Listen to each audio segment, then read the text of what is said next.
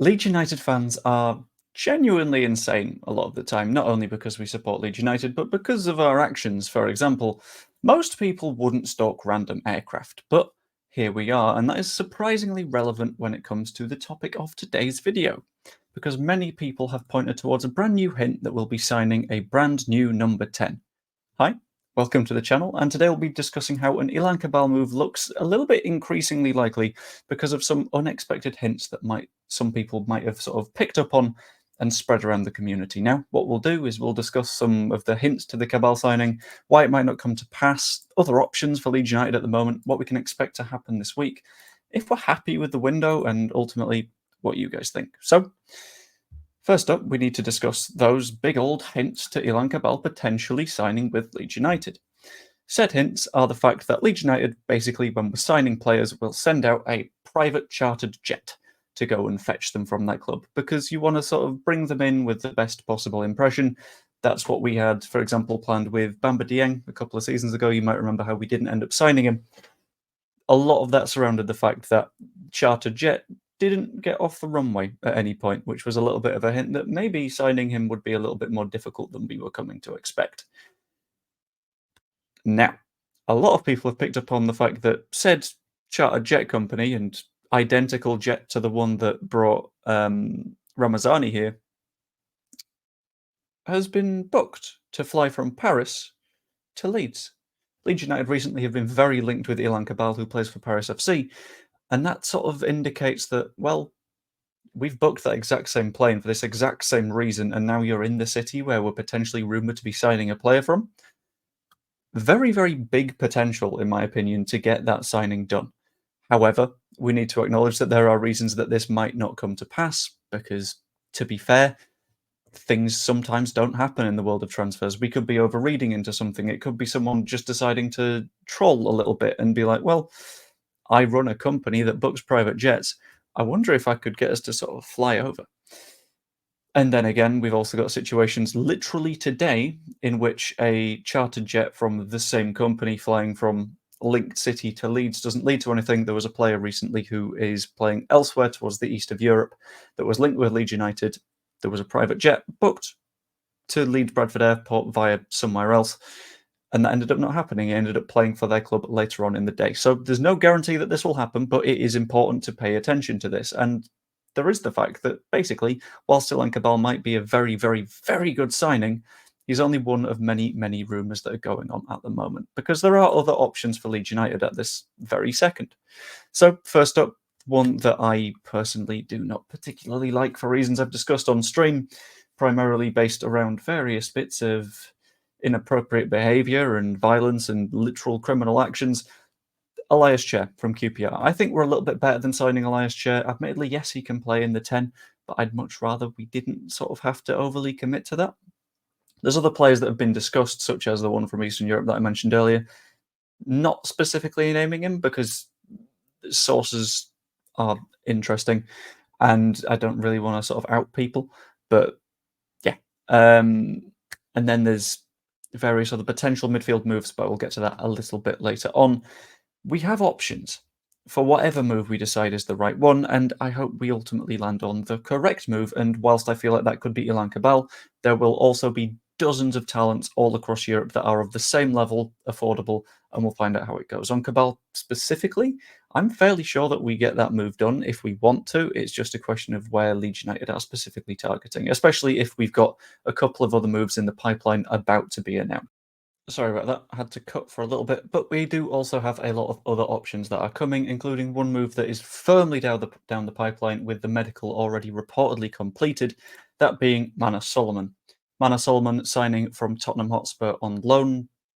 Basically a very, very good option in my opinion, because he's a very, very talented player.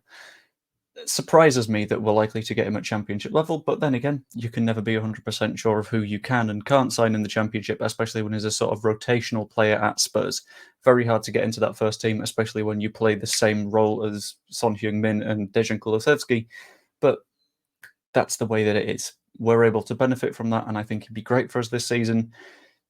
Political stuff aside, I'm cutting that entirely out from this sort of stuff because it isn't particularly relevant to what this channel is about. happy to have that conversation in general, but on this channel, we'll keep it a little bit aside. In addition to that, we are looking at signings for the number 8. I've heard a few names thrown around recently. Dejan Ljubicic is still in the conversation, even though Bild said that we were absolutely not going to sign him. There's still little bits of rumours floating around from here to there. We do need a number 8. Ljubicic was the number 8 that we were reportedly looking at for a very, very, very, very long time. But the club keep asking for more and more and more money. Cologne need quite a bit of cash, and the issue is they also need players because they're under a transfer embargo, which makes it very unlikely that they're going to sell him unless we vastly overpay. I feel like that move isn't necessarily happening. One that might be happening is Philip Billing. I've seen this one rumoured in various different places, and it makes a little bit of sense. He's a number 8 that is very effective at what he does, can progress the ball reasonably well, and wasn't in Bournemouth's squad in the Premier League on Sunday, which basically tells me that there's potential that that one could be happening, which is very interesting, I think. That could be a very fun move for us to maybe consider, especially since that would be another loan. I think making full use of our loan slots is going to be a very good idea for us this season. And then we've got a couple of other questions. The first one being Max Wuber. There's been more and more reports floating around that Wuber is going to push for an exit, maybe on loan, maybe on a permanent deal. I'd prefer a permanent deal just because having some money in would be absolutely fantastic for us. But if it is a loan, then I kind of understand it because it's a way of getting the wages off our books. If that happens, we're going to have to replace him. We're going to have to sign another centre-back. But aside from that, there is already the question of the left-back. We've got Junior Firpo. Junior Firpo is excellent. Had a very good few first games, and honestly, I think is going to continue doing that throughout the rest of the season. But if there is an issue such as Junior Firpo gets injured, then what do we do?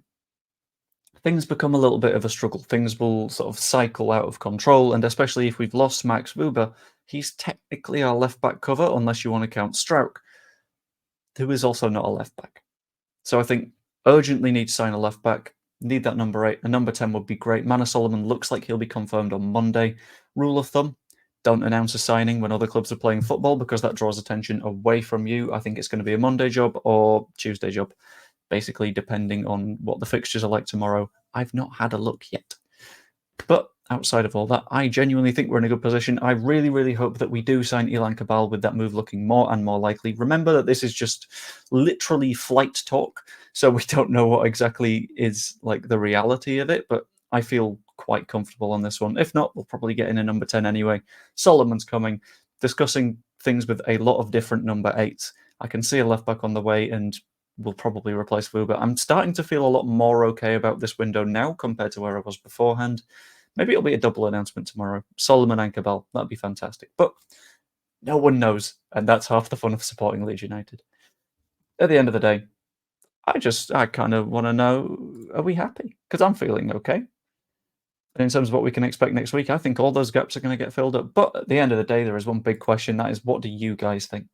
Let me know what you think in the comments down below. Will we fill all of those gaps? And out of 10, where would you rank the transfer window right now, this very second? Assuming that Solomon is in, because he basically is.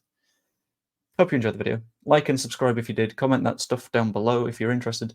And you could even become a channel member. Channel members get videos early compared to the rest of viewers, so it's always a good time. Either way, hope you enjoyed, and I will see you later. Oh, it could be a struggle doing a daily stream today. Shit. I'm working until 10 to 12. Oh, good. See you later.